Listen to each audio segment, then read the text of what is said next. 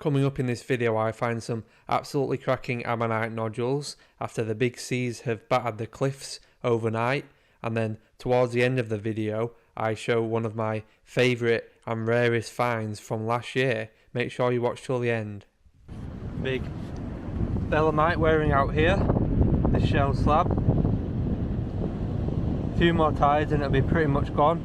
Not worth collecting. Pretty cool to see though. So many crushed impressions of ammonite on this massive shell slab here. I'll just zoom in for you so you can see the really beautiful detail. I'm guessing this will run through the whole slab as well if someone took the time to chisel it away. Eventually it will get destroyed by the sea. Look at the beautiful detail of that elegantissima species. While scanning all the beach pebbles, I managed to spot this very promising looking nodule with an ammonite poking out. You can see the edge of the ammonite just on the very end of the rock. Hopefully you can spot that there on the floor. The keel's just running along there. Hopefully it's a whole one. It looks like it is. Yep. Yet another beauty. I'm going to have some fun splitting these tonight. I don't know if you can make out the rough seas now.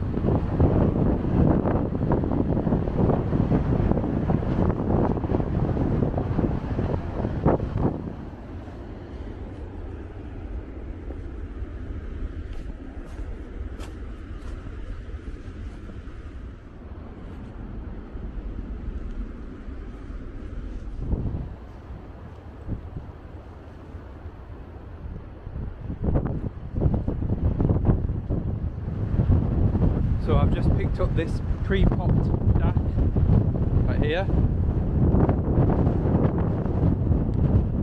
right next to me. I've spotted another big sized ammonite.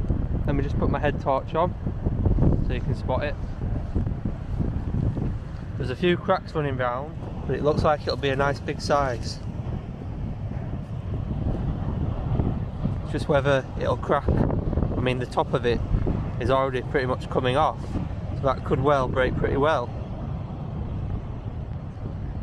I've found loads of ammonites today. It's been really good so far. Although it is still potentially possible to find ammonites at all times during the year, the best time to come out looking is during the very rough seas and the very rough weather when the sea is battering the cliffs. That's when you tend to find the most ammonites that have been washed out. Look how beautiful this elegantissima is here on the floor, wearing out of the shale. Golden pyritic, super crushed, but really nice to see.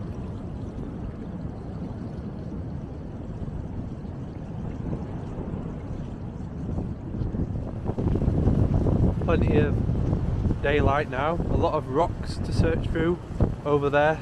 You can see all the grey rocks. I'm going to have a look through there.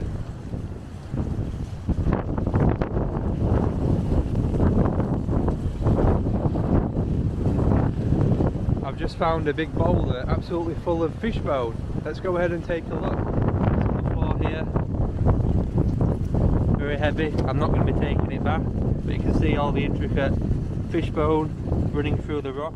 These bones most likely belong to a huge sturgeon-like fish called gyrosteus, which is quite common to find on the Yorkshire coast, although other species of fish are super rare to find.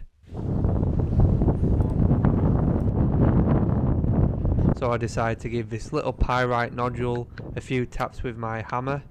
You can probably see there a little piece just pinged off, and the actual ammonite was in the piece what pinged off.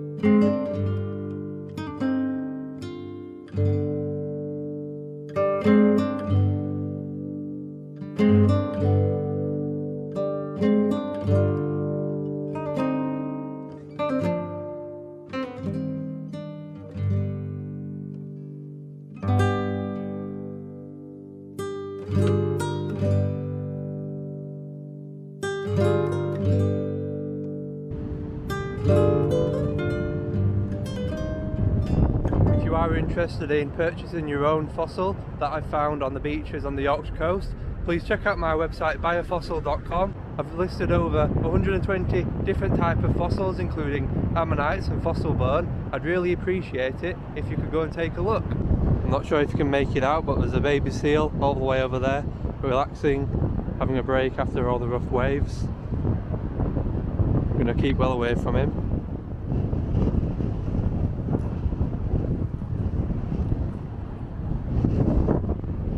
If you want to see more fossil hunting videos of me on the Yorkshire coast, please hit that subscribe button, and if you've enjoyed this video, please give it a like. So I've just picked this one up at the fall at Brunswick Bay, and it's absolutely packed full of lots of crushed ammonites, and there's a few which I'm wondering could be complete. I've not seen any multis like this, so I guess it's worth taking back, just on the off chance that they actually have middles. I know they don't on that side, but you never know.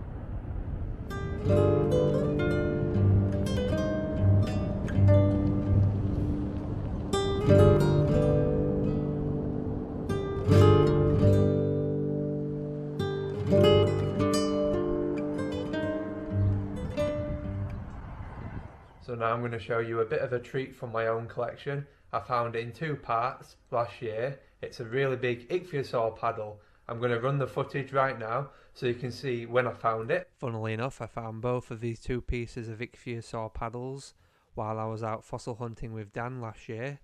I could tell there were paddle digits inside because you can see the bones poking out around the cross section. Same with this second piece, which I actually found a month or two later in the same area on the same beach. It's the same super pyritic preservation, so that's how I knew that these pieces were associated. So here is the ichthyosaur paddle now that it's been professionally prepared.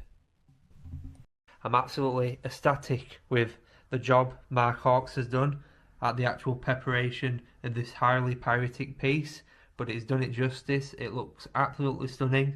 There is a little crack here where I didn't find the very middle bit of the paddle, but I've left it as it is because I really like it just the way it's been prepared.